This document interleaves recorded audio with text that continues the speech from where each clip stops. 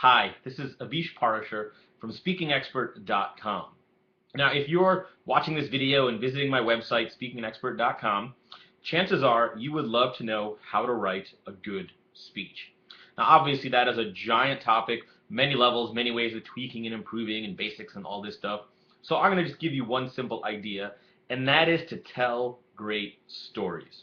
Now, this may not be a big secret, but even though people know this, they seem to miss it and don't apply it. Here's the thing. Your content is awesome. It's what the client's going to care about. What difference does it make when their employees who attended your presentation get back to work? So it's very easy to get wrapped up into content. Here's what you need to do. Here's the data. Here are the steps to do it. Now, the reason you need stories, even though on the face the story doesn't deliver that data and content, is the story is what's going to make it memorable, number one. So when people leave, they might forget some of your steps. But when they remember the story, they'll remember it, and then the thought process will start going. They'll be like, oh, right, this is what I'm supposed to do. So it makes it memorable. Two, you engage your audience with stories. If you just rattle off data and content, you're essentially a lecturer, like a college professor. The stories are what get people listening. And when they listen, they pay attention. And when they pay attention is when they learn. Number three, as a speaker, the stories are what let you have a little element of entertainment.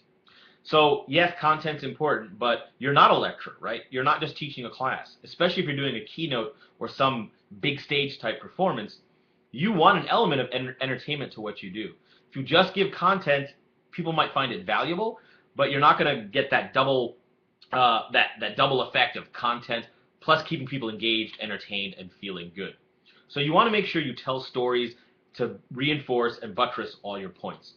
I'm going to give you one tip because a lot of people think, well, okay, that sounds great, but I don't have great stories. Like you go see an awesome keynote speaker, and you get so jealous because like, they have all these stories. Well, here's the thing. If you really break down what they're saying, a lot of their stories aren't all that great or exciting. Yes, some speakers are going to tell stories about winning the Olympic gold medal or climbing Mount Everest. Or one speaker I heard had a story about being kidnapped at gunpoint.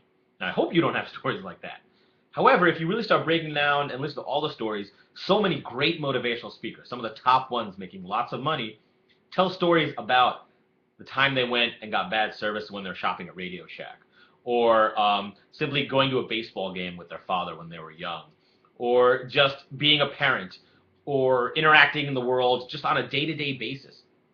I tell a story about meeting a person who I didn't like at first, and then over time I learned to like them, and they became one of my best friends. So a lot of it comes in how you tell the story and what points you connect. In future videos, we'll talk about how you can connect a point from one story to another. The first step, however, is to start mining your life for great stories.